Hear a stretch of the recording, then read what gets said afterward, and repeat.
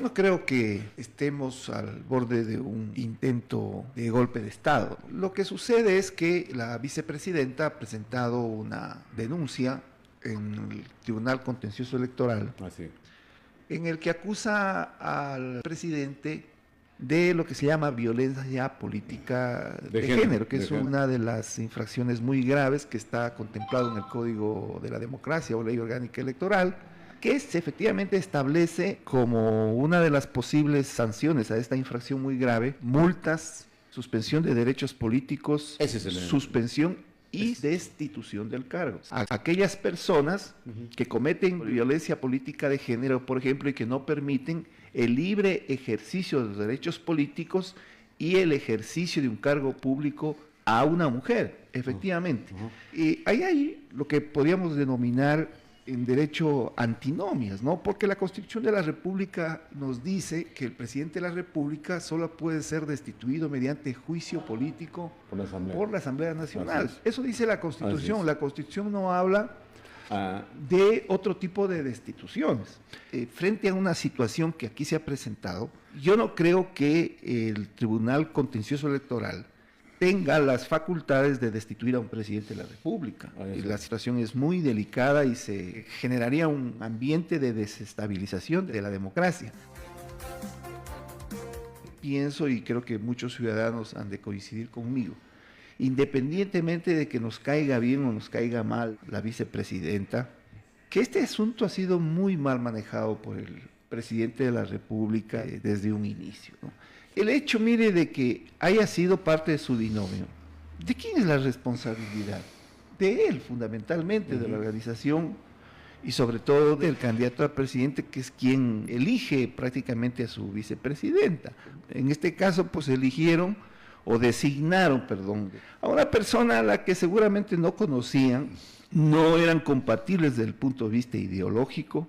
Ya hubo separación en la propia campaña electoral, no estuvieron juntos en los actos de posesión, concepción de la Asamblea Nacional, que era obligatorio, y para colmo de males, a los pocos días el presidente de la República resuelve enviarla como embajadora a la República de Israel, a sabiendas que existe un conflicto bélico entre Israel y sus vecinos, organizaciones terroristas de Hamas y Hezbollah.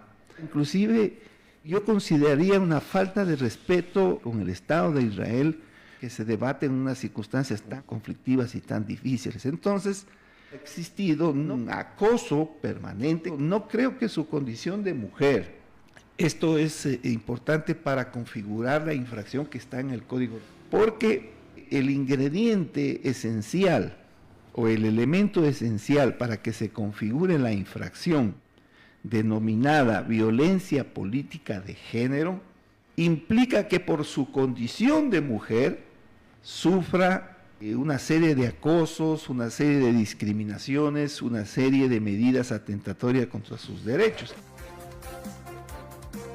La actitud de ella tampoco pues es una forma responsable de responder a una disposición que a lo mejor no le guste. La señora parece, tampoco es que se ha comprobado, que conocía toda esta red de corrupción que estaba llevando a cabo su hijo. Claro.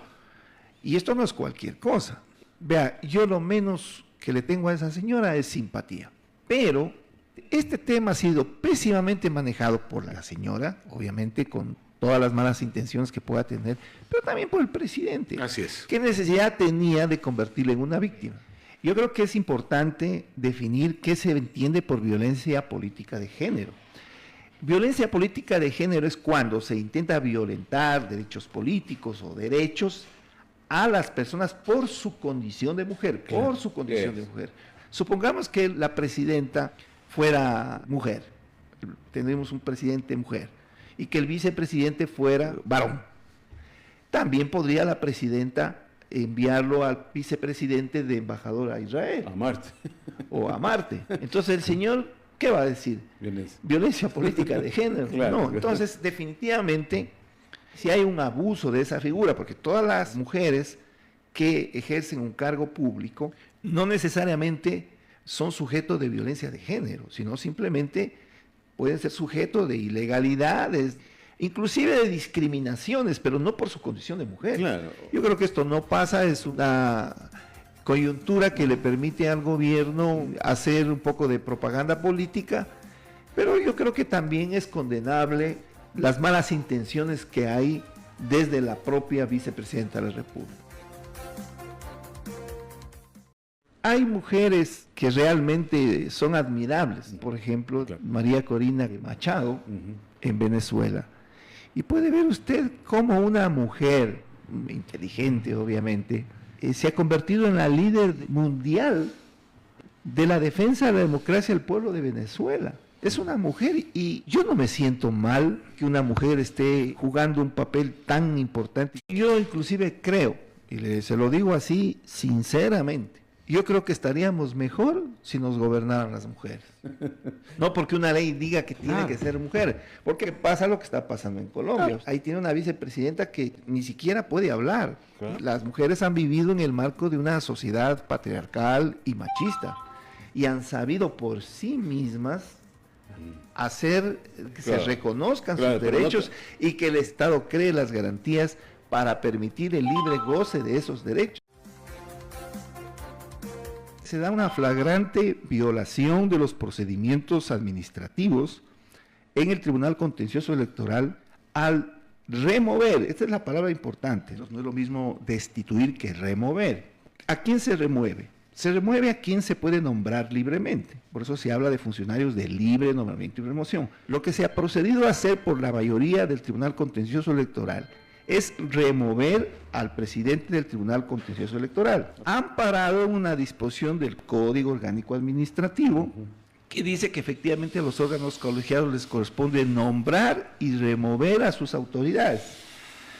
Pero, primero, el presidente del Tribunal Contencioso Electoral no es un funcionario de libre nombramiento y remoción, de conformidad con la propia Constitución.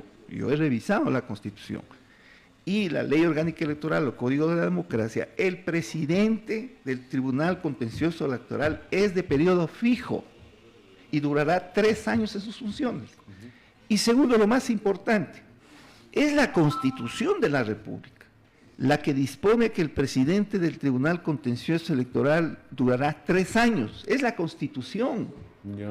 Entonces, el COA es una norma inferior. Es una norma inferior a la Constitución y la Constitución claramente dice el señor durará 3 años. Por lo tanto, si dice 3 años no es de libre nombramiento y remoción, es de periodo fijo. No pueden los organismos electorales, tanto el de administración como el de justicia electoral, estar en manos de tendencias políticas, por no decirlo de partidos políticos, porque ese es un golpe a la democracia. Usted tiene que tener árbitros imparciales para un proceso democrático. Y eso es lo que no hemos tenido en el país, no tenemos en el país, no sé si tengamos en el futuro.